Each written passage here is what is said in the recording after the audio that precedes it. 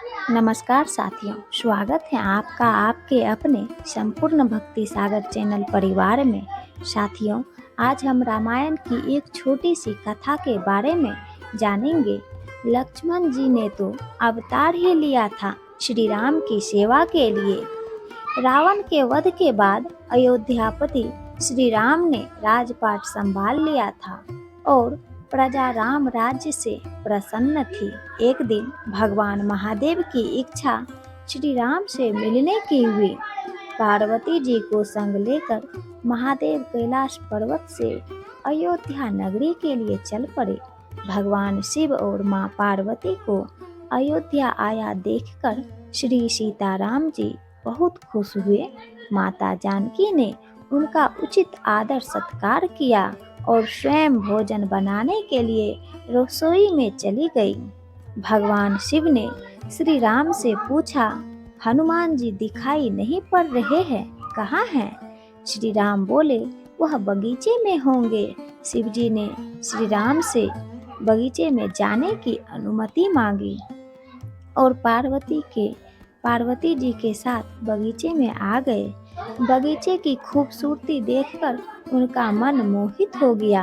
आम के एक घने वृक्ष के नीचे हनुमान जी दीन दुनिया से बेखबर गहरे नींद में सोए थे और एक लय में खर्राटों से राम नाम की ध्वनि उठ रही थी।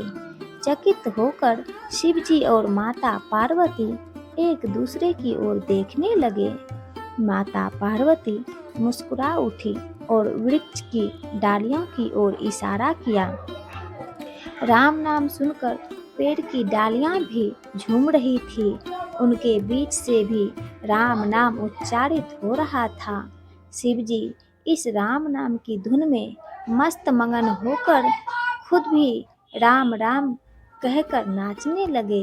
माता पार्वती जी ने भी अपने पति का अनुसरण किया। भक्ति में भरकर उनके पांव भी थिरकने लगे।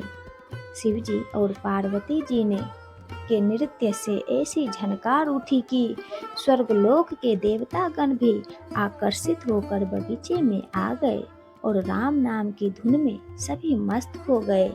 माता जानकी भोजन तैयार करके प्रतीक्षारत थी, परंतु संध्या घिरने तक भी अतिथि नहीं पधारे। तब अपने देवर लक्ष्मण जी को बगीचे में भेजा। लक्ष्मण जी ने तो अवतार ही लिया था श्री राम की सेवा के लिए। अतः बगीचे में आकर जब उन्होंने धरती पर स्वर्ग का नजारा देखा तो खुद भी राम नाम की धुन में झूमे उठे। महल में माता जानकी परेशान हो रही थी कि अभी तक भोजन ग्रहण करने कोई भी क्यों नहीं आया। उन्होंने श्री राम से कहा, भोजन ठंडा हो रहा है, चलिए हम भी जाकर बगीचे में से सभी को बुला लाएं। जब सीताराम जी बगीचे में गए तो वहां राम नाम की धूम मची हुई थी। हनुमान जी गहरी नींद में सोए हुए थे और उनके खर्राटों से अभी तक राम नाम निकल रहा था। श्री सिया राम भाव विवल हो उठे। श्री राम जी ने हनुमान जी को नींद से जगाया और प्रेम से उनकी तरफ निहारने लगे। प्रभु को आया देख हनुमान जी शीघ्रता से उठ खड़े हुए। नृत्य का माहौल भंग हो गया। शिव जी खुले कंठ से हनुमान जी की राम भक्ति की सराहना करने लगे। हनुमान जी सकुचाए लेकिन मन ही मन खुश हो रहे थे। श्री सिया राम जी ने भोजन करने का आग्रह भगवान शिव से किया। सभी लोग महल में भोजन करने के लिए चल पड़े। माता जानकी भोजन परोसने लगी।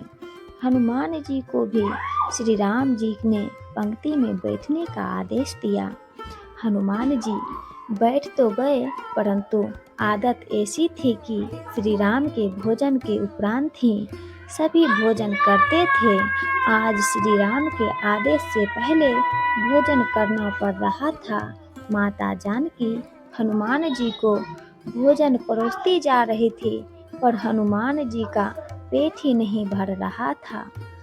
कुछ समय तक तो उन्हें भोजन परोसती रही, फिर समझ गई इस तरह से हनुमान जी का पेट नहीं भरने वाला। उन्होंने तुलसी के एक पत्ते पर राम नाम लिखा और भोजन के साथ हनुमान जी को परोस दिया। तुलसी पत्र खाते ही हनुमान जी को संतुष्टि मिली और वह भोजन पूर्ण मानकर उठ खड़े हुए। भगवान शिव शंकर ने प्रसन्न होकर हनुमान जी को आशीर्वाद दिया कि आपकी राम भक्ति युगों युगों तक याद की जाएगी और आप संकट मोचन कहलाएंगे। तो प्रेम से बोलिए जय जय सिया रामचंद्र की जय। साथियों, ये छोटी सी जानकारी आपको कैसी लगी? यदि अच्छी लगी हो तो संपूर्ण भक्ति सागर चैनल को सब्सक्राइब कर लीजिए। चैनल को सब्सक्राइब करने का कोई भी पैसा नहीं लगता है। साथियों, वीडियो को पूरा अंत तक जरूर देखें।